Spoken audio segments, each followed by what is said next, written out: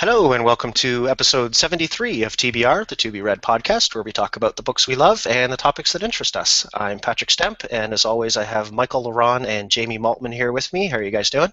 Hey, Patrick. Happy Tuesday. To you too. And we have a guest this week, Mark Lefebvre. How are you doing, Mark? I'm doing great. Thanks for having me here. It's great to hang out with some cool book nerds. Yeah, this is I think our third time having Mark on the podcast. It's always great to have him here. And before we get going on our weekly roundtable, would you like to maybe just take a minute and sort of tell our listeners and viewers a little bit about yourself? Sure. I am a bookseller. I have been a bookseller for almost 25 years, and I'm probably known in the writing community lately as the Kobo guy. I am the director of self-publishing and author relations for Kobo. Kobo is an ebook company that hails from Canada. I'm also a horror writer and have been an avid lover of books from the moment I first tore apart my first book when I was a child. That's probably a decent summary of me. I consider myself a giant book nerd. Awesome. So we will get back to Mark as well, and we'll talk about some Kobo stuff for sure. And first we're going to do our roundtable of the week and talk about what we've been reading, and I'll go left to right on my screen, which means we'll start with Jamie. What you been reading? I finished the one that you had finished not too long ago, which was Steelheart by Brandon Sanderson. So his YA epic, epic in terms of, not epic fantasy, but epics in terms of the epics, which are the heroes, or not, superhero-powered people. I wouldn't say heroes necessarily, but in sort of a dystopian near future. And that was a lot of fun. I really enjoyed it. Again, it was our listener, Amber, that had recommended, I think, to you and I first, and you got to it first. And then I heard your take on it, and I was like, oh, I did want to check that out, and it was really a lot of fun, and I'm definitely going to go on and read the next one in that series sometime soon. And that had a really, again, really it had a good ending for that book, but then it's definitely, interesting stuff of where it's going to go and where the world's going to go, which is, typical of Brandon Sanderson's books. So, I really enjoyed that. Yeah, the third one in that series is definitely on my must-read list when it comes out, I think in February. Very cool. Yeah. So I'll get to that one soon. And so then next after that, I just dove in a couple nights ago into my next one, which is a bit of something totally different. I think I just grabbed it off a library shelf when I was there with my boys a couple of weeks ago. But it's Haruki Murakami, who I've read several of his books in the past, and I don't know if I talked about them on the show, but I have read them in the past and enjoyed them. And this one is Wind Pinball, which was his first two novels that he wrote in 1978. And the preface to it was talking about how he became a novelist, and it was really odd. Like he had a jazz club with his wife, and was at a baseball game, and a guy hit a double, and on the crack of the bat, he all of a sudden said, "I'm going to write a book." And went on within the next year or so to write his first book, and submitted it to a contest, and it got accepted to shortlisted, and then he sort of went on from there. So it's kind of a crazy story, and he's internationally renowned since then. But yeah. So anyway, so I'm into that first book. It's a little bit odd of a start, but I think they're two interrelated short novels. So I think combined they're 200-something pages. So anyway, I'll have more to talk about that next week. Okay. Great. And next on my screen is Mark. What have you been up to reading-wise lately? Well, I've actually got 3 books on the go right now. I'll give a really quick summary from them. Terry Follis, a Canadian humorist, Poles Apart, just came out this week. As usual, I got my hands on an arc, but I didn't start the arc until about a week before the book was released, and I'm such a slow reader. I'm only on about chapter 13. But in true Terry Follis fashion, it is satire, it is funny, it is humbling. It's a wonderful story. This is a story about a male feminist who is a radical feminist. He's very, very into the feminist movement. So he starts this blog called Eve of Enlightenment, and he does it anonymously. His blog ends up going super viral after a talk show host, sort of like an Ellen/Oprah person, mentions a blog that he writes about this new series of strip clubs, or new chain of strip clubs, in which the owner of the strip clubs is changing the way strip clubs work because he pays the dancers, he pays them a lot of money. It's an exclusive club. They get benefits, and they get, so it's sort of a, it's still a strip club, obviously. And he's actually living above the newly opened version of the strip club, becomes friends with some of the strippers, with the bouncers as well. Meanwhile, the guy who runs this is trying to find out who he is so he can kill him, because he has ties with the mafia. It's pure Terry Fallis mayhem and satire. If you've ever read any of his previous novels, The Best Laid Plans, probably the most well-known novel of Canadian satirical Canadian politics, and I'm really loving it. It's got all the wonderful things from Terry's previous 4 novels. That is a blast. I'm in book 2 of Kelly Armstrong. Sorry to interrupt. How do you spell his last name? Fallis. Terry is a Canadian author who first came to fame when he won the Stephen Leacock Medal for Humor with his first self-published title at the time, The Best Laid Plans, and then Random House, or McClellan and Stewart, Random House Canada picked him up. So this is his 5th novel. Did you interview him on the Kobo podcast before? I did interview Terry on the Kobo Writing podcast, and I'm proud to say I am the 2nd bookseller in the history of Terry's career to have picked up The Best Laid Plans back when it was a self-published book, and he thought nobody would ever pick it up. So Terry and I go way back, but I am a huge fan of his work. I pretty much read his books on site. Sometimes I'm lucky enough to get a hold of them before they're actually published, but this is funny. This is a good novel, and I'm quite enjoying it. Cool.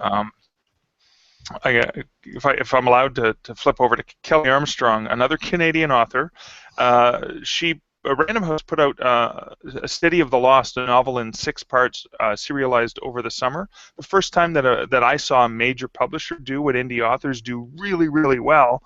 And Kelly came in to Kobo to talk to us, and of course, after she came in to talk to us, I was inspired because I love her novels. I've read the Women of the Otherworld series and quite adore that. That starts with Bitten, with Ellen of the Werewolf. But City of the Lost is basically about a town. Kelly had met with her agent, and her agent had said, I hear that there's enough people who disappear in America every year to populate a small city. And so this is a city of people who have disappeared. So it's a city of victims and of victimizers, so people who need to disappear. So it's this wonderful place where a cop ends up going to this town and, of course, dealing with a very interesting landscape. And very unlike me, because I don't particularly enjoy romance novels, and I haven't read a lot of them. Marie Force, who is a romance superstar, I started to read the Harlequin, the first book in the series that Harlequin publishes under their one of their imprints, called Fatal Affair, and it's romantic suspense. And I'm actually adoring this novel. It is a fantastic thriller with a cool love story. So I'm trying to broaden my reading horizon. So those are the 3 books I have on the go right now. Okay, cool. And we'll move on to Michael. All right. I had a short reading week this week. I finished up my 2nd read of Chris Ducker's Virtual Freedom, which I talked about it a little bit last week, but really it's just kind of the how-to and strategy guide to hiring a virtual assistant. So that's been really good, and like I said last week, I really absorbed some things in that this time around that I didn't the first time, because I wasn't at the point where I needed one and didn't understand it. So that has been really good, and it's kind of the killer book. Like, it's really the only book out there, like the megaton book for hiring an assistant and why you should, and I would totally recommend it. It was really good and really enlightening.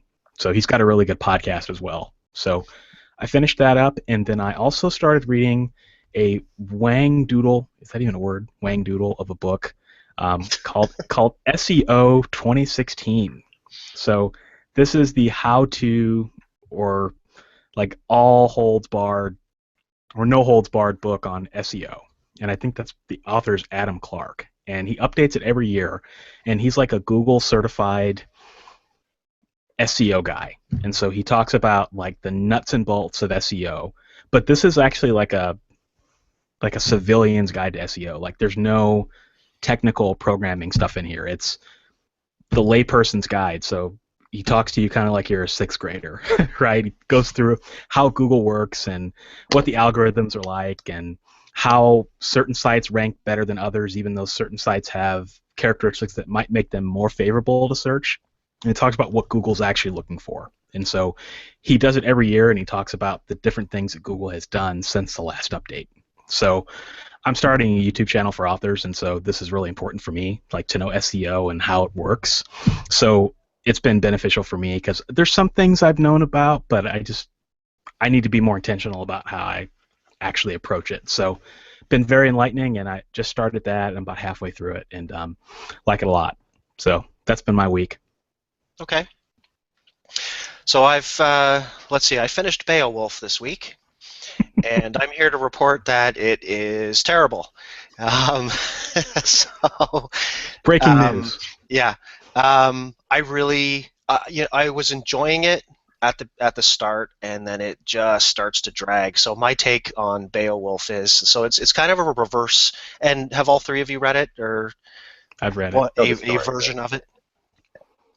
So it's kind of a reverse hero's journey in the sense that it's, this amazing epic thing that he does, and I think it's probably safe to spoil Beowulf at this point. He is this amazing epic journey about how he comes to town basically, and as a favor to the king, the local king, Hrothgar, I think is his name, kills Grendel. And then Grendel's mother comes a calling and starts killing lots of people, and so he has another amazing battle where he kills Grendel's mother. And then we get to he goes home with all these riches that have been bestowed upon him by the king, and then we get to hear him tell the king everything that's happened up to that point all over again. And then there's a lot more that happens, and anyways, it's kind of like he wins, and then he fails. So sort of a reverse hero's journey there, but a lot of people telling each other how wonderful they are, and so I think it was really interesting to read it because, of course, it's such a I guess an important book, and but it just didn't really do it for me. Now you read the prose version, right? Yes. That probably had something to do with it. I mean, not that. I mean, the story is still the same, but I think that I read the prose version. I read the poetic version first, and then a couple of years later, I read the prose version, and it just did not have the same zing. It just felt really flat. So maybe that had something to do with it. Maybe. So let's see. The other book I read was Nail Your Story by Monica Leonel.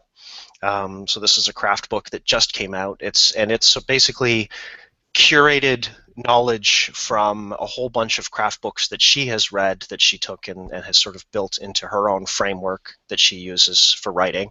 And I really enjoyed it. And I found that, so it felt a little rushed towards the end. She has kind of these sort of 5 layers that she go through, and it kind of felt like she spent a lot of time on layers 1 through 3, and then not so much time on 4 and 5. But overall, I would recommend it. It's sort of curated knowledge from a few other books that I've read and some that I haven't, and there's some other good recommendations in there as well. And I just started reading a book called Oxygen by John B. Olson and Randy Ingermanson. So I'm sure you guys recognize Randy Ingermanson as the writer or creator of the Snowflake Method, and also I think he did Writing for Dummies. He wrote a dummies book, but they wrote this book. I was rereading an article of his on scene development, and specifically he was pulling from Dwight V. Swaim's book Techniques of the Selling Writer, which I absolutely loved, and so it was just kind of a refreshing my memory on that sort of process. And he talked a little bit about this book that they wrote. Seems like they kind of wrote it almost as an example to show you Swaim's sort of work in action. And it's interesting because the version of the book that's out right now includes like 4 massive appendices of them talking about the process of writing this book. So I'm reading the sample right now, and it's good enough that I think I'm probably going to end up picking up the whole thing, and I want to see what they. Of course, the good stuff that I want to get to. Of course, this is way past what you get in the sample. I'm curious to see what they included there, and that is my week.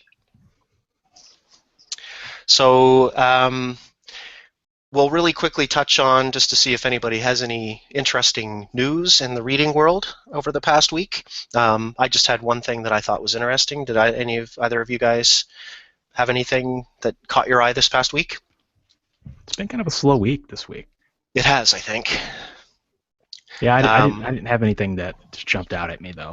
So the one sort of story that I thought was very interesting from Publishers Weekly is that the American Writers Museum, which I guess they've been planning for a long time, has finally found a home. They're going to be putting it in Chicago. And so cool. I mentioned this because it sounds like the kind of place I'd actually like to visit.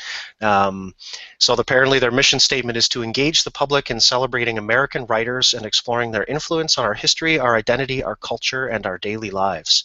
So I think and I think they're opening it in mid-2017. So it won't be in time for Book Expo America next year in Chicago. No, that sounds like a really cool place to visit. It'd be interesting to see what they've got going that's there. Awesome. Chicago's like 6 hours away from me, so I'll have to make a pilgrimage down there to see it. There you go. You have a reason. Yeah. So let's see. Why don't we, since Halloween is coming, and we want to focus on reading as much as possible, why don't we see if anybody has any good recommendations for some spooky, scary reads coming up this Halloween season. I've got a couple. Mark, I think you have some recommendations. So let's see, I'll run through my sort of most recent ones. I would recommend Joseph Duncan's Mort, which I finished reading a while ago. It is the zombie apocalypse. It's a pretty straightforward zombie apocalypse story, with the warning that it is extremely disturbing and goes a little bit further than a lot of zombie books do. I would say if you've ever read Hugh Howey's iZombie and were okay with some of the imagery in that you would be okay with this, because it really does get pretty gross. And then I would, of course, recommend The Walking Dead. The Compendiums, the 3rd one just came out. I haven't got it yet. It's on my Christmas wish list. And that compendium will take us far past what's been going on the show right now. Do any of you guys actually watch the show? For sure. And we're not going to talk about what happened a couple nights ago, right? or whether what happened actually happened is the big... If you're a reader of the graphic novels, you'll know that it did happen. But on the show, it's not so. We're not so sure. So we'll find out, and we won't find out for a while, because I think the next couple episodes are going to be like a telling of the Morgan character and where he's been sort of in the intervening time since we last saw him. And my final, probably top recommendation for a kind of a weird, spooky Halloween read would be The Uncanny Valley: Tales from the Lost Town by Gregory Miller. That's a book that I read sort of late last year and really enjoyed. That's the one where it's sort of a series of short stories or vignettes put together as, it's like a radio station that had a contest asking people to write in and tell stories about their little town. And they got inundated with these letters from this one little place.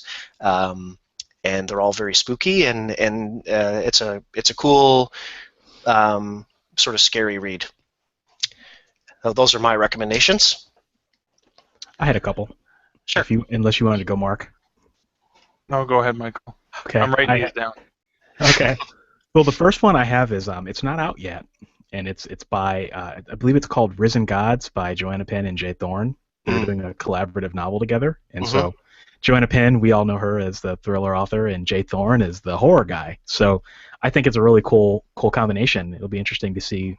I think it comes out either November or December. So it'll be interesting to see what their collaboration looks like. It sounds like it'll be pretty scary, and it's got I think it's New Zealand. There's volcanic eruption or something, and so with both of them, there'll be an interesting like real world places that are kind of scary and interesting plot lines. So that's the first one I have. And then the second one that I had was by Dean Wesley Smith, and it's actually some stories that he has written that I have not had a chance to read. And they're his Bryant Street stories. And I think he describes them on his blog as kind of it's like this street where all these really weird things happen. So I think I read one of them, and it's about a guy that comes back to life or something. It was pretty interesting. And then that's in his Stories in July collection. So if for those listening or watching who don't know or follow Dean Wesley Smith, he wrote a short story every single day this past July. And so he compiled them all together into a book, and I think it's out now or it's out soon, but it'll be interesting. And he talks about writing these stories as these stories that really scare him. So that would be, if I was going to read something really scary on Halloween, that'd probably be the first thing I'd reach for. Okay. Awesome. How about you, Mark? Well, it's funny you talked about J.F. Penn, as I recently read Desecration, which is the first book in her London Psychic trilogy. And I know she says she's a thriller writer, but man, the woman writes a brilliant horror. Desecration was, I'm not sure if you've read it, Michael, but Desecration is, if you think that her Arcane series is disturbing, and that's when the first novel opens where a nun is being lit on fire, right. a live nun is being lit on fire, Desecration takes it way beyond to the extreme. It involves the desecration of bodies, of the victims. Absolutely disturbing and wonderfully written and suspenseful, and what a great start to the trilogy. I can't wait to finish it. And like you, I'm very eager to read the co-authoring of Thorne and Penn together. I think that's going to be fantastic. Yeah. I'm going to also tell you guys about a Canadian author that I know who was a mentor to me growing up as a writer, and that's Sean Costello. Sean Costello hails from Sudbury, Ontario, and he recently released a thriller called Last Call. And the main bad guy in the novel is known as the Dentist, and he kind of gives Hannibal Lecter sort of a run for his money in terms of being disturbing. Sean actually initially sent me the manuscript when he was finished, the first draft, and said, my wife read it, she won't talk to me, and actually asked for my opinion on whether or not he should publish it. And I went, oh God, yes, please, this is amazing. Because then I showed him, and actually I have a prop for this, then I showed him Richard Lehman. I don't know if you guys have ever read any of Richard Lehman. He, master of horror, absolute fast page turner. The very first book that I ever stayed up all night to finish was One Rainy Night by Richard Lehman. Unfortunately, he's been gone for a while. He died more than 10 years ago. But his novels, if you can get a hold of them, almost anything he's written. Now, you have to have a strong stomach. You have to check your good taste at the door. But Lehman delivers terrifying, horrifying thrillers that even make J.F. Penn's Desecration look kind of like a nice, sunshiny, happy story. So now, when you say if you can get a hold of them, are they like not available as sort of ebooks or? The ebooks are hard to get a hold of. You're probably going to have an easier time getting a hold. I know Cemetery Dance has done beautiful editions of his books. Kelly Lehman, his daughter, actually was working with Cemetery Dance, so she's helped make some of those available. He was published with Headline Feature. He was huge in the UK, even though he was an American author, lived in California, best friends with Dean Koontz, was never known well in the US, but was huge in the UK.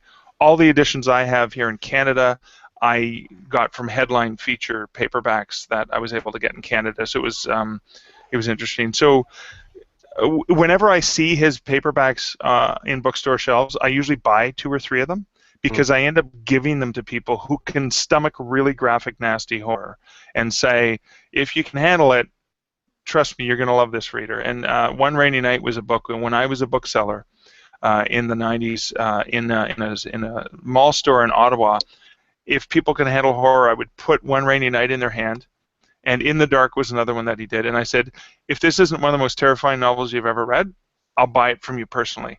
Here's my phone number. Just give me a call. I'll pay for that book myself. And in the 2 years that I was doing that in that store, I never got a single taker. Either they were scared of me, or they actually thought that it was an amazing, terrifying, and maybe it was so disturbing they just didn't want to talk to me. That's a good list. There's some recommendations there I'm going to have to look up. So, Jamie, did you have any scary books? No, not much of them. Scary stuff. The closest I came to scary stuff recently was just as I was going through the kids section with my kids at the library today. I saw the old Scary Stories to Tell in the Dark #3 and was saying, "Oh, when I was a kid, those were scary." And then my sons are like, I do think that the Uncanny Valley would be up your alley, though. Something worth checking out. "Yeah, I can do that." So let's see. Why don't we talk a little bit first or next about Kobo and NaNoWriMo. So I think everybody listening probably knows what NaNoWriMo is, but if not, it's National Novel Writing Month coming up this Sunday. It starts, and which is perfect timing because it's time change night too, so everyone can get an extra hour of sleep and then or wake up bright and early and start writing. And Kobo is always involved with NaNoWriMo. So what sort of capacity are you involved with there, Mark? Yeah, well, this is the third year in a row that Kobo Writing Life is sponsoring NaNoWriMo. We love to encourage two key factors. Those who want to write should write, and those who write should write more.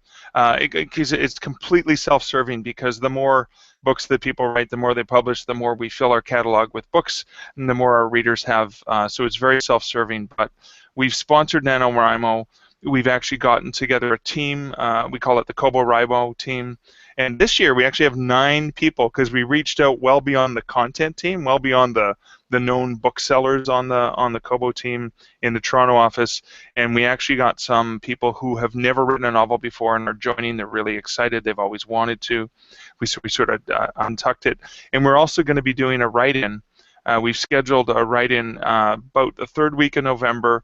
We're opening up the boardroom at Kobo, the front office. We're going to bring in pizza. We're going to bring in pop, and we're only going to have room for 25 people because we don't want it to be too crowded. But come on in. You'll be quiet. You'll be able to write. We'll feed you. We'll give you something to drink, and we'll encourage you to write for a couple hours. So that's something we're really excited about because that's just part of it. You have to sit down and get that first draft written, and that's a key thing that I continue to teach myself and reteach myself because I never learn my lesson every year. Cool. That sounds like an awesome event. Yeah. Jamie, are you close enough to actually do that? How close are you to the Kobo offices? It's no, I can get down there. I've gotten down there before a couple times. Are you NaNoWriMoing? I am. I will guarantee you a spot then on the list. That means there's only 24 spots available. My main thing is, I've got a book I got to get finished. So I won't be technically doing it. I'll probably be doing the, whatever they call. What's the cheating version of NaNoWriMo, or there's the term they have for that? I don't know. Oh, do they have one? Yeah, something like that. I can't remember. It's either if you're finishing off something you already started. Complete Mo or something, or Nano Complete Mo. Yeah, something like that. Edit Rimo. My big thing is just even the travel time just cuts out writing time for me because I'm up here in Richmond Hill, so I'm like, it's enough of a commute or a drive. You'd get all the words written on the way there. Well, but it's not. Yeah, it's driving time, so it's not. Whereas when I take the subway downtown to work, Mark, I write on the subway, I write on the bus, Excellent. I write wherever I can. So yeah, I was just figuring out how much I was figuring out if I am commuting downtown as much as I might be, then that covers a good portion of my word count. So. Oh, that makes sense. See, I'm considering trying to do the Kevin J. Anderson thing and dictate, and I wondered if I use Dragon Dictation. I'm in the car for almost 3 hours a day. Wow, I could probably get some writing done. My problem is keeping track of things while I'm trying to not hit other cars. Yeah, right. Yeah. I use Dragon Dictation, Mark, and I love it. I swear by it. Oh, do you really? Yeah, I actually, Monica Leonel Patrick mentioned her. She wrote a book called Dictate Your Book, and that before I tried it, and it just really didn't work. And then I read her book, and like a light bulb went off over my head. And yeah, it works really well. And if you have like a voice recorder, you can put it in like on your dashboard phone, or something right? while you're driving, or even your phone. Yeah, it actually is really accurate. So you might be surprised. So you know what? That could be the way I do it, because where do you find that time, right? I've got 3 hours a day, but then I won't be able to listen to fun podcasts then. Oh well, I'll suffer through. You could alternate, because I mean, if you dictate, you get like 2 or 3 times more words than you normally would when you write. So you could alternate Good point. it. Thanks, Michael. I'll have to look into that. I've got a few days. Mm-hmm. And if you need a good audio recorder, I use the Roland RO5, Mm-hmm. and that thing is just gorgeous. It's like great sound. It's really portable. I've used it in a large room to to audio record like a speech that someone was making, and it's amazing how much it picks up. It's great. Excellent. So That's if you don't what want to people use mention. Yeah, if you don't want to use your phone, when I was looking up sort of the audio recorders, it's kind of seems to be sort of the gold standard, and I've been really happy with it. Super. And so I think we also heard before the show that there's a big sale going on at Kobo right now. Yeah, we did this, Michael. I think we did it a month ago, or was it in August, where Kobo wanted to make a huge list of books 50% off to get customers excited about getting some new books in their catalog and looking for maybe writers that they hadn't seen before. And so what Kobo Writing Life did is normally when we do a sale, we ask authors if they want to be participant. They're willing to, so this last weekend we just had a 30% off sale. The authors had to agree that these titles we would discount 30% to our customers, and then they would get their 70% of that discounted price. But in this particular case, we wanted a lot. We have about 400,000 titles in our catalog from Kobo Writing specifically, and what we're doing is we're offering those titles at 50% off. And there's different coupon codes. So there'll be over, from the 28th through to November 4th. It'll be running in Canada at a certain time period, and Australia and New Zealand a different one. And this is just in time with some of the promo spots that were available. And the cool thing about it is authors, if your royalty rate, if you're pricing your book at $2.99 US or higher, you get 70%. So even though we're giving 50% away of the price to the customer, the author still receives 70% of the retail value, meaning for every single book we sell, we lose 20%. So authors love this because it means, hey, everyone, go buy all my books, and I don't lose a dime on this promotion. So authors had such a great experience with it last time. They were very pleased. Our customers loved being able to choose from such a broad variety of titles. So almost virtually whatever you're looking for is going to be available. And we were really excited at how authors got behind it. So I'm not sure how you found out about it, Michael. I think we sent an email out. We put it on the blog. I even put it on we have a new notifications pop up on the dashboard. So when you log in, it says, hey, check this out. Yeah, I found out about it on the blog. I subscribed to it on Feedly, and I saw it there, and it's like, oh, cool. Sent out an email to my readers today. So for someone who's cool. Not on the doesn't look at the blog, just readers who aren't on the newsletter and stuff like that, what's the best way for them, or best place for them to go to kind of keep track of what's on sale at any given time? Yeah. So if readers go, there'll be a main banner feature. We will be sending an email to millions of Kobo readers and saying, hey, check out this sale, which we do send regular emails out. But on the main Kobo.com, when it's live in the territory, you will see the banner. So, for example, in Canada, it starts tomorrow, the 28th, and it'll be live for 4 days. And when you link on it, we filter the website to pretty much bring up every title in the Kobo Writing Life catalog. So when you can sort by genre and filter, you can sort by price point. You can even do searches, and it'll let you know if it's eligible. for the program. But we do have a giant list. There will probably be some featured titles. We'll be taking some of the titles that we know sell really, really well, and including those in the banner image. I honestly haven't seen the banner image. Last time it was, I think it was just a big blue box that said massive 50% off sale. Mm-hmm. Stocked Yeah, up for right there at the treats. top. You can't miss it. So. Okay. And I guess the last thing I had on my list that we wanted to touch on tonight was just to find out a little bit about this big Frankfurt Book Fair that you were at. I guess by now it's probably been about 2 weeks ago? Yeah. So for those who don't know, on the publishing side of things, there are major book fairs in the world, and probably, being in North America, we're familiar with Book Expo America, and we used to have one in Canada. It's no longer with us. And then there's the Paris Book Fair and the London Book Fair, and Frankfurt Book Fair is the largest international book fair in the world.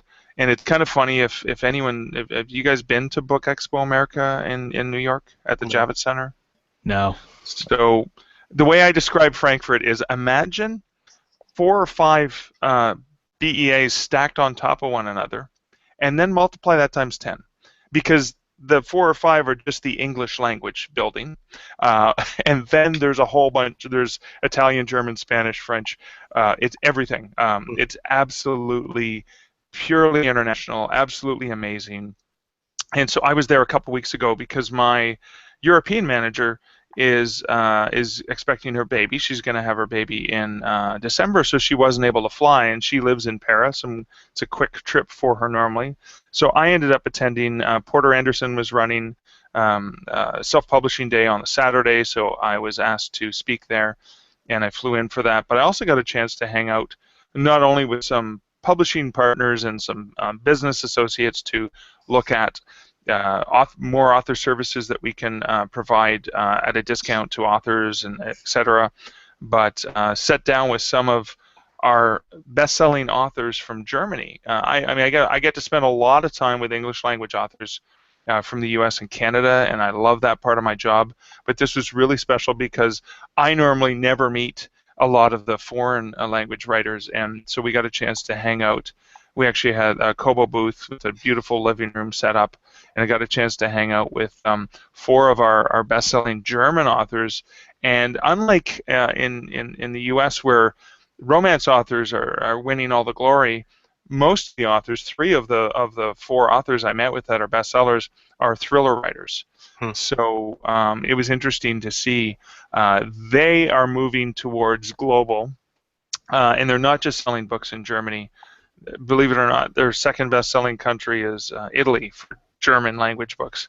But they're translating their books into English, and they're just as eager to get into the English language market as I know U.S. authors are interested in getting into the foreign language market. So Frankfurt, I think one of the things that I can see going to Frankfurt and going to stuff in North America and London Book Fair is seeing that where the U.S. was 4 or 5 years ago, many, many other countries are at that point in terms of digital expansion. So, print is still gigantic, but digital is growing in the same way that we saw it growing several years ago. So that's very interesting to take a look at the differences in culture, because we always think about the English language U.S. market, and this is just, Frankfurt is an eye-opener into how many more worlds of publishing there are, well beyond all the stuff. If you think we've got enough to read now, imagine all the other amazing stuff being published in so many different languages.